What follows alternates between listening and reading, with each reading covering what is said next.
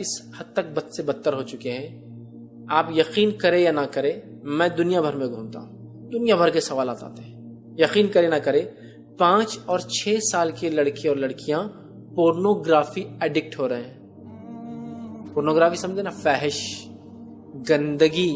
مرد اور عورت جو میاں بیوی ہونے کے بعد جو عمل کرتے ہیں وہ عمل کو پورنوگرافی بولتے ہیں۔ جو غیر مرد اور عورت زنا کر کے اس کو ریکارڈ کرتے ہیں اور پبلکلی اس کو جو ہے ڈالا جاتا ہے پبلک ڈومینز پہ، اور جس کو لوگ ایکسس کر کے دیکھتے ہیں، مطلب ایک غیر محرم مرد اور عورت کا کھلم کھلا زنا کرنا، سیکس کرنا، جس کو ریکارڈ کیا جاتا ہے۔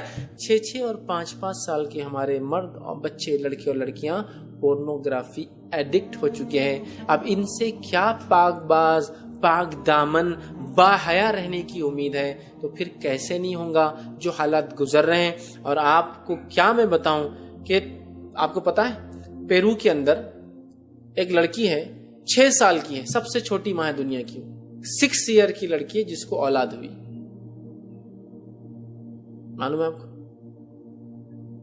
مسلمان بھی اس سے پیچھے نہیں ہے۔ میں نہیں چاہتا ہوں کہ اپنے ہی ہونٹ اور اپنے ہی دانت ہوتے ہیں، یہ سب گنواؤں۔ کرسچن ہے، ایک مسلمان بھی کوئی پیچھے نہیں اس بہائی کے اندر۔ تو میں یہی کہنا چاہ رہا ہوں، ہم سمجھ نہیں رہے انٹرنیٹ کیا تباہی ہلاکت لا سکتا ہماری نسلوں کے لیے، ہم نہیں سمجھ رہے۔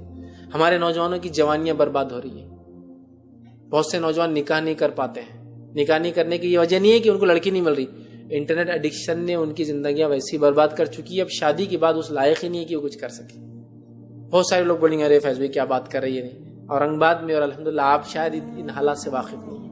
میں اس دنیا سے تعلق رکھتا ہوں جس دنیا میں ہر چیز میں دیکھتا ہوں، چھوٹے سے چھوٹے قریے سے لے کر بڑے سے بڑے میٹرو سٹیز میں میرا آنا جانا ہے۔